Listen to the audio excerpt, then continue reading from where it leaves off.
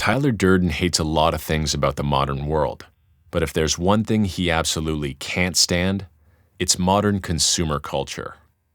At the heart of consumer culture, at the very crux of it, is money lending via this little piece of plastic right here, the credit card.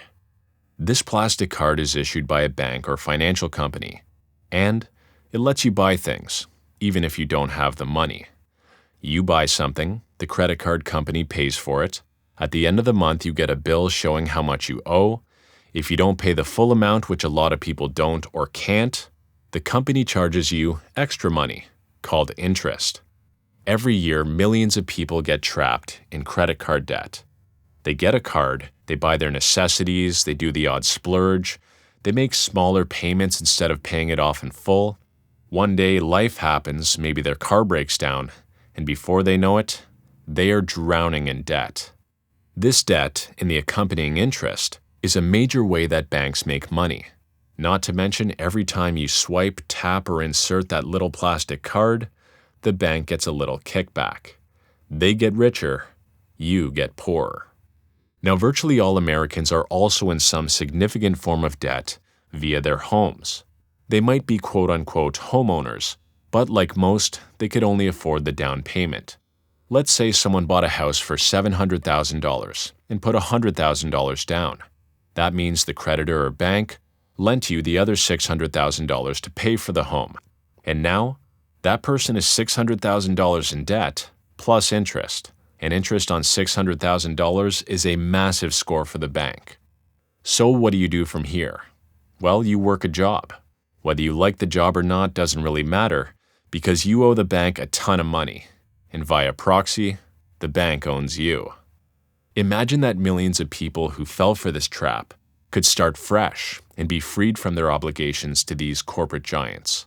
This is why Tyler Durden wants to destroy the credit card buildings.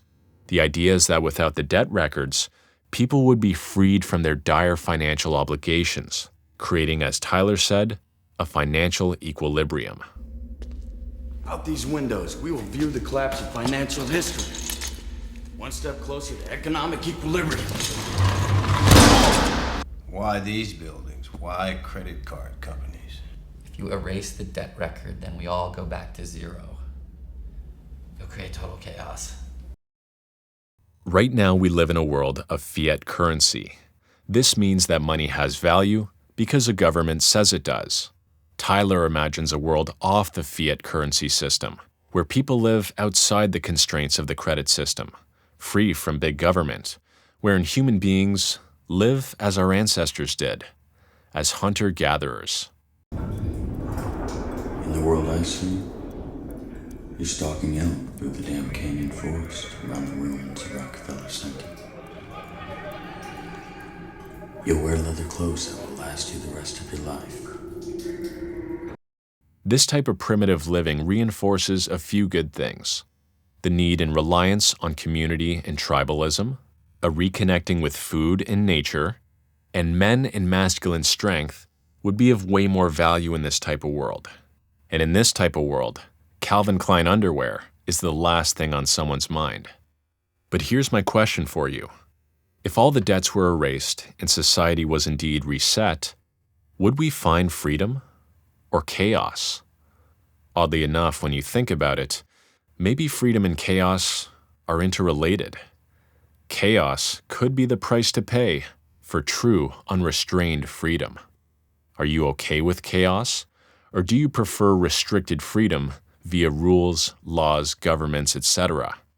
Fight Club, at the end of the day, is a movie about balance.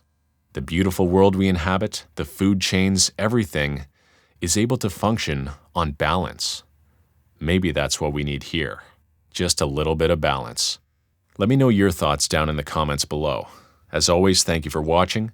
Consider helping me out by supporting the channel on Patreon or buying me a coffee.